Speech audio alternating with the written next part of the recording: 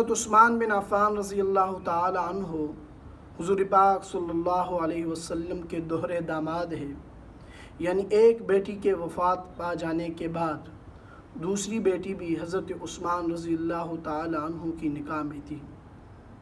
میرے بھائیوں دوستو، حضرت عثمان رضی اللہ تعالی عنہ محسن اسلام ہیں، اسلام کے اوپر بہت سارے احسانات کرنے والے ہیں، جیسے کہ کنویں کا خریدنا، جس طرح اونٹوں سے لادہ مال اللہ کے راستے میں وقف کرنا، اسی طرح بہت سارے معاملات میں بڑھ چڑھ کر حصہ لینے والے حضرت عثمان بن عفان رضی اللہ تعالی عنہ ہیں۔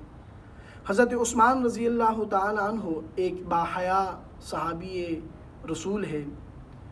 حضرت عثمان رضی اللہ تعالی عنہ اسلام سے پہلے بھی بہت ہی باحیا شخصیت تھے۔ حضرت عثمان رضی اللہ تعالی عنہ تیسرے خلیفہ رسول ہے، مسلمانوں کا تیسرا خلیفہ ہے۔ حضرت عثمان رضی اللہ تعالی عنہ کی شہادت 18 ذی الحجہ کو ہوئی مدینہ میں۔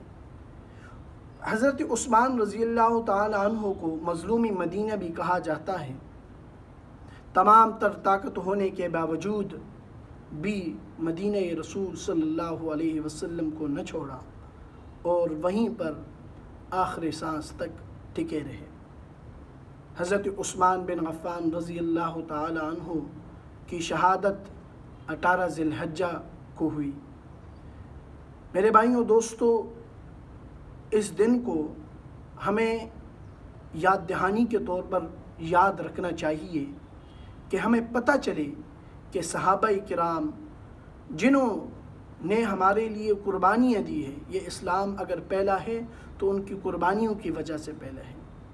اگر ہمارے پاس قرآن و حدیث محفوظ ہے تو واسطہ بیچ میں صحابہ کرام ہیں۔ میرے بھائیوں دوستو، صحابہ کرام کی جتنی بھی تعریف کی جائے کم ہے۔ اسی لیے ہر بندے کو، ہر شخص کو میں یہ کہنا چاہتا ہوں کہ اپنے بچوں کو صحابہ کرام کی تعلیمات دیں۔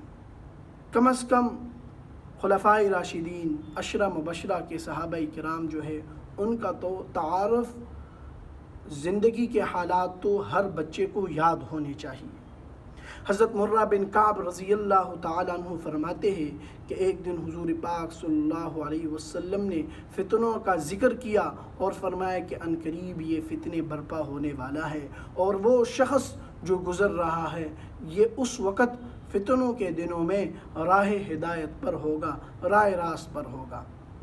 حضرت مرہ بن کعب فرماتے ہیں کہ میں نے حضور کی یہ ارشاد سن کر اس شخص کے پیچھے چل دیا۔ جب میں نے ان کے چہرے سے کپڑا ہٹایا تو وہ عثمان بن عفان رضی اللہ تعالیٰ عنہ تھے، اور میں نے حضور صلی اللہ علیہ وسلم کی طرف ان کا چہرہ کر کے فرمایا کہ حضور صلی اللہ علیہ وسلم کیا یہی شخص ہیں جن کے بارے میں آپ نے فرمایا؟ تو حضور صلی اللہ علیہ وسلم نے فرمایا کہ ہاں یہی شخص ہے۔ تو میرے بھائیوں دوستو، حضرت عثمان رضی اللہ تعالی عنہ کا 18 ذی الحج کو یوم شہادت ہے، اور وہ ہم سب کو یاد کرنا چاہیے۔ کم از کم 2 رکعت نفل پڑھ کر ان کے روح کو ہدیہ کریں۔ وما علینا الا البلاغ المبین۔